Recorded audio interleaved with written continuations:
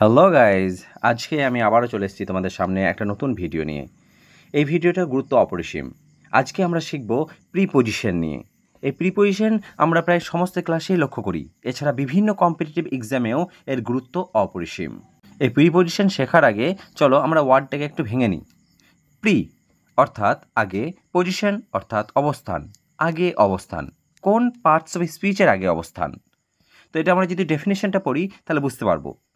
Preposition is a word placed before a noun or pronoun or noun equivalent. অর্থাৎ preposition একটা word যেটা বসবে আগে। কোন ওয়ার্ডের আগে? নাউনের আগে বা প্রোনাউনের আগে বা নাউন ইকুইভ্যালেন্ট, নাউন সমতুল্য কোনো ওয়ার্ডের আগে। To show relation with other words in the sentence. এবং নাউনের আগে বসিয়ে কি করবে? এটা সম্পর্ক দেখাবে ওই সেন্টেন্সে অন্য ওয়ার্ডের সঙ্গে। নাউনটার সাথে বা প্রোনাউনটার সাথে অন্য একটা ওয়ার্ডের সম্পর্ক বোঝাবে। অর দিয়ে আরেকটা ডেফিনেশন বলা যেতে পারে, preposition links noun or pronoun with other words. Preposition কী করে? লিঙ্ক করে দেয় নাউনের বা প্রোনাউনের সেই একই সেন্টেন্সের অন্য ওয়ার্ডের সাথে। এবং প্রিপোজিশন কি দেখায় আমাদেরকে? It shows direction, location, time, relationship, etc. যদি আমরা উদাহরণটা দেখি তাহলে বুঝতে পারবো প্রিপোজিশন কি। বলছে the book is on, under, beside the table.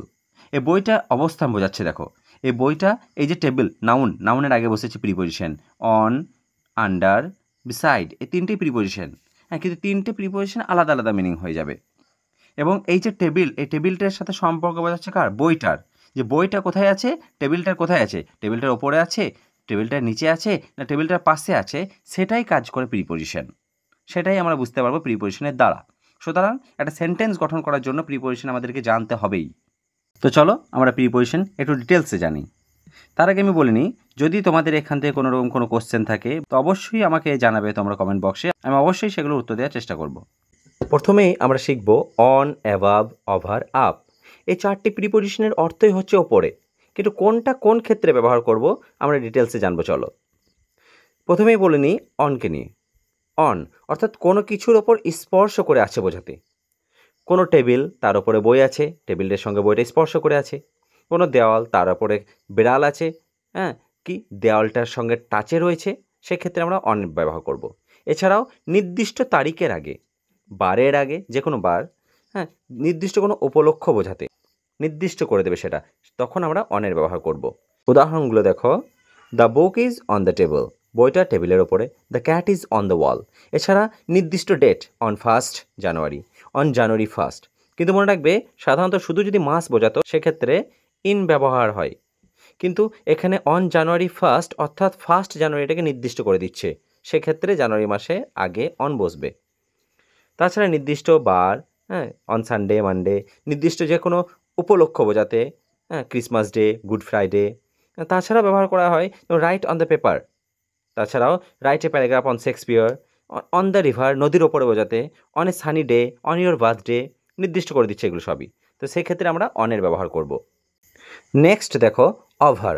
Over মানে ওপরে, ওপরে থাকবে কিন্তু অবজেক্ট স্পর্শ করবে না এবং তার মধ্যে একটা মুভমেন্ট বোঝাবে, তখন ওভারে ব্যবহার হবে।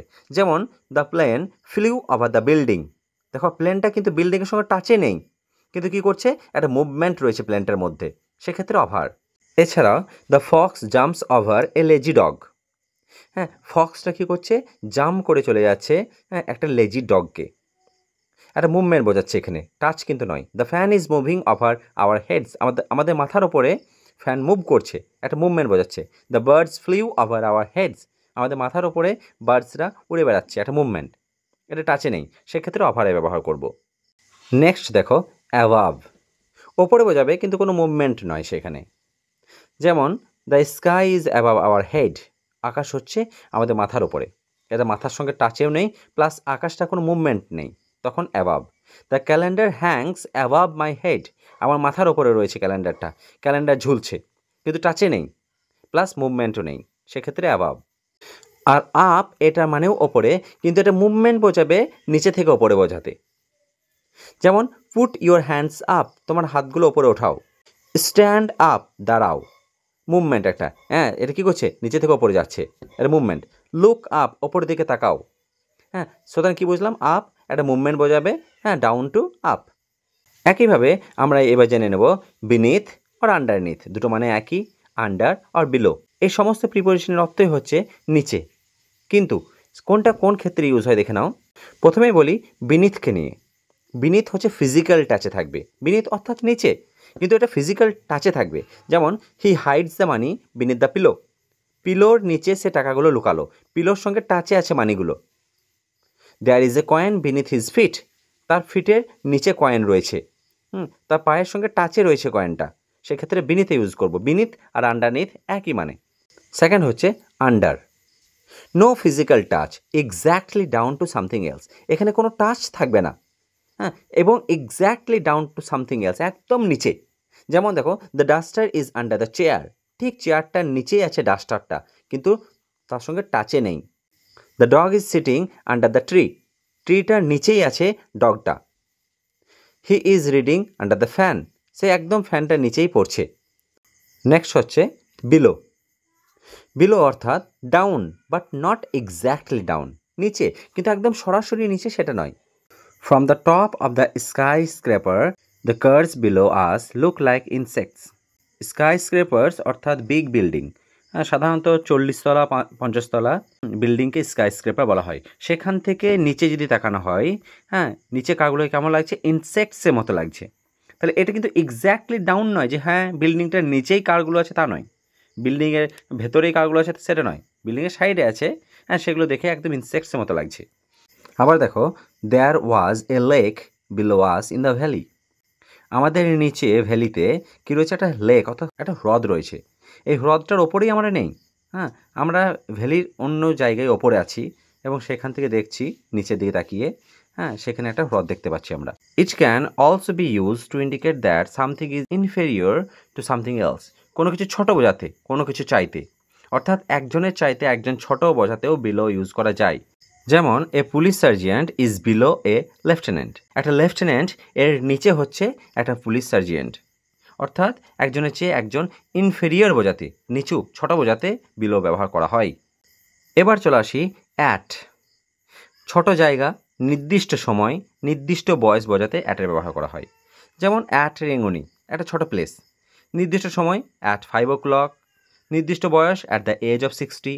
তাছাড়াও at noon, at dawn, at dusk, dawn অর্থাৎ ছোট সময়, দেখো ভোরবেলা, ডাস্ক অর্থাৎ গোধূলিবেলা, সন্ধ্যাবেলা, অ্যাট হোম বাড়িতে, at night, at midnight, at the door, at dinner, at 25 Tagore road, একটা নির্দিষ্ট করে দিচ্ছে রোডটাকে এটা, অ্যাট দ্য মিটিং, মিটিংয়ের মধ্যে আছি, এসব ক্ষেত্রে অ্যাট এর ব্যবহার করা হয়।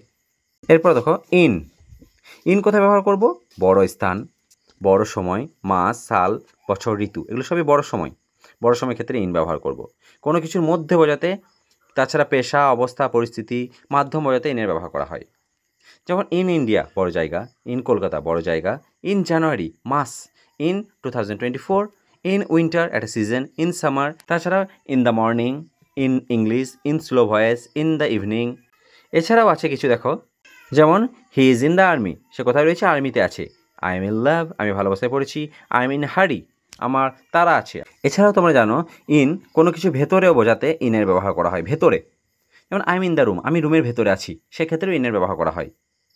এবার দেখে নাও বাই, কারো দ্বারা বোঝাতে, পাশে, নৈকট্যে, অনুসারে, ফলে বা কারণে, উপায়ে বোঝাতে বাইয়ের ব্যবহার করা হয়। যেমন the poem is written by Tagore, কবিতাটা কে লিখেছেন, Tagore, Rabindranath Tagore. Sit by the window, জানলার পাশে বসো। What is the time by your watch, সময় বোঝাতে সবসময় বাইয়ের ব্যবহার করা হয়, মনে রাখবে। He is a soldier by blood, he knows me by name, সে আমাকে নামে চেনে, বাই নেম। এছাড়াও দেখো, যেমন হি কেম বাই বাস, কিসে এসছে, বাসে করে। By car, by air, by post, by পোস্টে আমার কোনো পার্সেল এসছে। By birth, by profession, by God, যখন আমরা শপথ নিই, হ্যাঁ, বাই গড। এছাড়াও আছে I have done it by mistake, ভুল করে ফেলেছি, by mistake. He succeeded by working hard, কীভাবে সফল হয়েছে, ওয়ার্কিং হার্ড, কঠোর পরিশ্রম করে। এগুলোর ক্ষেত্রে বাইয়ের ব্যবহার করা হয়। তাহলে এবার উইথকে নিয়ে জেনে নিই চলো। উইথ আর বাই দুটি প্রায় একই ক্ষেত্রে ব্যবহার হয়, সামান্য কিছু পার্থক্য। যেমন দেখো, কোনো কিছুর সাথে বা সঙ্গে, যন্ত্রের সাহায্যে, কারণ, পক্ষে, ধরন, অধিকার বোঝাতে উইথের ব্যবহার করা হয়। যেমন she is coming with her father, সে আসছে তার বাবার সাথে, সাথের সঙ্গে আর কি। Solve it with calculator, calculator দ্বারা এটা সলভ করো। I have no money with me, আমার কাছে কোনো টাকা নেই। Fill the cup with tea, I agree with you, the girl with long hair is my sister. হ্যাঁ, তো সেই মেয়েটা যার লম্বা চুল, তার সাথে কী রয়েছে, লম্বা চুল রয়েছে, সে হচ্ছে আমার বোন। এছাড়া তোমার একটা জিনিস মনে রাখবে যে ব্যক্তির দ্বারা যখন বোঝাবে, মানুষের দ্বারা যখন বোঝাবে, পার্সনের দ্বারা যখন বোঝাবে, তখন সেক্ষেত্রে আমরা বাইয়ের ব্যবহার করব। কিন্তু বস্তুর দ্বারা বোঝালে সেক্ষেত্রে আমরা উইথের ব্যবহার করব। যেমন দেখো, the tiger was killed by my grandfather, by grandfather. হ্যাঁ, তাহলে আমার দাদুর দ্বারা কাজটা করা হয়েছে, পার্সনের দ্বারা কাজটা করা হয়েছে। আবার সেকেন্ড দেখো, the tiger was killed with a গান, একটা গানে করে, এটা কিন্তু পার্সন নয়, এটা বস্তু। গানটা হচ্ছে বস্তু, এক্ষেত্রে আমরা উইথ ব্যবহার করেছি, কিন্তু যখন পার্সন হচ্ছে সেক্ষেত্রে আমরা বাই ব্যবহার করেছি, এটা মনে রাখবে। নেক্সট দেখো, টু, অর্থাৎ দিকে, সময়কাল, সীমা, প্রতি, কে ইত্যাদি বোঝালে হ্যাঁ টু এর ব্যবহার করা হয়। যেমন give it to my sister, এটা আমার বোনকে, এটা আমার বোনকে দাও। হ্যাঁ, তাহলে কে বোঝাতে টু এর ব্যবহার করা হয়। The book is given to রাজা, বইটা দেওয়া হলো কাকে, রাজাকে, তাহলে কে ব্যবহার করতে টু ব্যবহার করা হয়। He is going to school, সে কোন দিকে যাচ্ছে, কোথায় যাচ্ছে, স্কুলে যাচ্ছে, সেক্ষেত্রে to. Turn to the left, I go to bed at 10, আমি বিছানায় যাই। হ্যাঁ, I go to bed to sleep at 10। Bring 3 to 5 feet stick, তাহলে সীমা বোঝাচ্ছে 3 থেকে 5 ফুট। অ্যাট দিস টু দ্যাট, তাছাড়া বিটেন টু ডেথ, তাকে বিটেন করা হলো, বিট করা হলো, মারা হলো, কতক্ষণ পর্যন্ত, যতক্ষণ পর্যন্ত না সে মারা যায়। বিটেন টু ডেথ, এটা তোমরা অবশ্যই নিউজ পেপারে পড়ে থাকবে এই ওয়ার্ডটা। নেক্সট দেখো, অফ, এর বোঝাতে অবস্থা, একক, কারণ, উপাদানে, উৎস বা জন্মস্থান, অধিকার, অনেকের মধ্যে কিছু সম্বন্ধ বোঝালে অফে ব্যবহার করা হয়। যেমন দেখো, পেন অফ রিয়া, অর্থাৎ রিয়ার কলম, কার কলম, রিয়ার কলম, সেক্ষেত্রে মেড অফ গোল্ড, সোনার, কিসের, সোনার, সোনার তৈরি। টু অফ দ্য বয়েজ, তাহলে অনেকের মধ্যে কিছু বোঝাচ্ছে এটা, two of the boys. Died of cancer, নির্দিষ্ট রোগে মারা গেলে অফ ব্যবহার করা হয়। টেল অফ টু সিটিজ, দুটি সিটির গল্প। এ বয় অফ 12, 12 বছরের বালক। স্ট্যাচু অফ নেতাজি, নেতাজির স্ট্যাচু।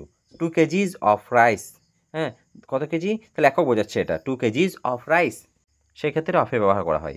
এছাড়া প্রাউড অফ, সবসময় মনে রাখবে প্রাউড অফ এবং প্রাইড ইন, প্রাইডের পর প্রিপোজিশন ইন বসে, প্রাউডের পর অফ বসে। হি কেম অফ এ রয়্যাল ফ্যামিলি, সে কোথা থেকে এসেছে, এটা রয়্যাল, রাজকীয় ফ্যামিলি থেকে এসেছে। তাছাড়াও freedom is the right of human beings, freedom, স্বাধীনতা হচ্ছে মানব জাতির রাইট, অধিকার, এক্ষেত্রে আমরা অফে ব্যবহার করি। নেক্সট দেখো, ফ্রম, ফ্রম অর্থাৎ থেকে, দিক, শুরুর সময় থেকে, প্রেরক, উৎস, মধ্যবর্তী দূরত্ব, কারণ বোঝাতে ফ্রমে ব্যবহার করা হয়। যেমন he is coming from Mumbai, সে কোথা থেকে আসছে, মুম্বাই থেকে আসছে। I am on leave from 1st January, 1st জানুয়ারি থেকে আমি ছুটিতে থাকবো। The nest fell from the second floor, কোথা থেকে পড়লো, সেকেন্ড ফ্লোর থেকে পড়লো।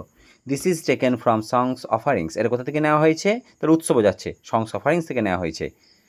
I got a gift from my brother, কার কাছ থেকে পেলাম, ব্রাদারের কাছ থেকে। Santiniketan is 30 kms away from my house, হ্যাঁ ডিস্টেন্স বোঝাচ্ছে, আমার বাড়ি থেকে 30 কিলোমিটার দূর হচ্ছে Santiniketan. The letter came from my father, কার কাছ থেকে এলো, আমার বাবার কাছ থেকে এলো, সেক্ষেত্রে ফ্রমের ব্যবহার করা হয়। নেক্সট দেখো, ফর, উদ্দেশ্য, কারণ, জন্য, সময় ধরে, সমর্থনে, অভিমুখে বোঝাতে ফরের ব্যবহার করা হয়। উদাহরণ দেখো, this gifts are for the blind, কাদের জন্য, ব্লাইন্ডদের জন্য। এ লেটার ফর ইউ, একটা চিঠি তোমার জন্য, তাহলে হি ওয়ার্কস ফর মানি, সে টাকার জন্য কাজ করে। He has been waiting for 2 hours, সে 2 ঘন্টা ধরে অপেক্ষা করিতেছে। দে স্টুড ফর আস, তার দাঁড়িয়ে ছিল আমাদের জন্য। নেক্সট দেখো, বিসাইড এবং বিসাইডস, বিসাইড অর্থাৎ পাশে, by the side of, beside অর্থাৎ বাই দ্য সাইড অফ, এবং এই বিসাইডের সঙ্গে যখন এস যোগ হয়ে যাচ্ছে তখন ইন অ্যাডিশন টু, এর সঙ্গে কিছু একটা যোগ হচ্ছে।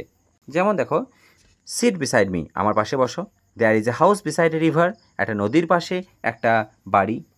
বিসাইডস দেখো, besides Bengali I know English, Bangla ছাড়াও আমি ইংলিশ জানি, তাহলে ইন অ্যাডিশন টু, এটা কিছু একটা যোগ হচ্ছে, প্লাস হচ্ছে এখানে। Besides coffee I drink tea, coffee ছাড়াও আমি চা পান করি। আজকের শেষ দুটি প্রিপোজিশন হচ্ছে বিটুইন এবং অ্যামং। বিটুইন অর্থাৎ দুইজনের মধ্যে বোঝাতে ব্যবহার হয়, দুইয়ের বেশি জন হলে অ্যামং। যেমন give away the sweets between 2 students, মিষ্টিগুলো দিয়ে দাও 2জন স্টুডেন্টের মধ্যে, একটা স্টুডেন্ট হয়তো 50টা করে পেলো, এ 50টা পেলো, ও 50টা পেলো, হ্যাঁ সেক্ষেত্রে বিটুইন, দুইজনের মধ্যে। কিন্তু যখন বলবো give away the sweets among the students, তখন 2-এর বেশি স্টুডেন্ট আছে, হয়তো 3, 4, 5, 1000, 2000 স্টুডেন্ট আছে, তাদের মধ্যে সুইটগুলো বিলিয়ে দাও। He sat between his mother and father. এখানে যে বিটুইনটা রয়েছে অর্থাৎ সে মা এবং বাবার মধ্যে বসেছে। এখানে মা আছে, এখানে বাবা আছে, এখানে সে বসেছে, দুইজনের মধ্যে। কিন্তু হি স্যাট অ্যামং দ্য পিপল অর্থাৎ এখানে আছে সে, এবার হতে পারে এখানে প্রচুর আরও লোক আছে, এদিকে আরও প্রচুর লোক আছে। হ্যাঁ, এখানে কিন্তু দুইজনের মধ্যে নয়, অর্থাৎ দুইজনের মধ্যে হলে বিটুইন এবং দুইয়ের বেশি হলে সেখানে আমরা অ্যামং ব্যবহার করব। তো যদি তোমাদের এই ভিডিওটা ভালো লেগে থাকে তাহলে অবশ্যই সাবস্ক্রাইব করবে এবং তোমাদের বন্ধুদের সঙ্গে শেয়ার করে নেবে এবং অবশ্যই লাইক করবে। Thank you very much for watching the video. Please subscribe and share.